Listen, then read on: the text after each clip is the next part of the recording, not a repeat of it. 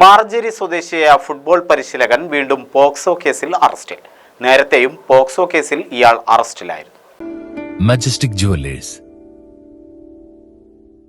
ഒന്നിലധികം വിദ്യാർത്ഥികളെ പീഡിപ്പിച്ച ഫുട്ബോൾ പരിശീലകൻ വീണ്ടും പോക്സോ കേസിൽ അറസ്റ്റിലായി. മാറഞ്ചേരി പുത്തൻപുരയിൽ നിബ്രാസാണ് അറസ്റ്റിലായത്. വിദ്യാർത്ഥിനിയുടെ മൊഴിയിലാണ് ഫുട്ബോൾ പരിശീലകനായ നിബ്രാസിനെതിരെ പെരുമ്പടപ്പ് പോലീസ് കേസെടുത്തത്.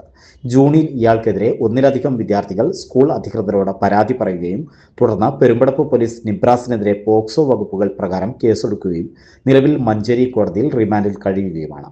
മറ്റൊരു വിദ്യാർത്ഥിനിയുടെ മൊഴിയിലാണ് പെരുമ്പടപ്പ് പോലീസ് പുതിയ പോക്സോ കേസ് രജിസ്റ്റർ ചെയ്യുകയും പ്രതിയെ മഞ്ചേരി കോടതിയിൽ നിന്ന് പോലീസ് സ്റ്റേഷനിലെത്തിച്ച് മൊഴിയെടുത്ത് അറസ്റ്റ് രേഖപ്പെടുത്തി വീണ്ടും കോടതിയിൽ ഹാജരാക്കുകയും ചെയ്തത്.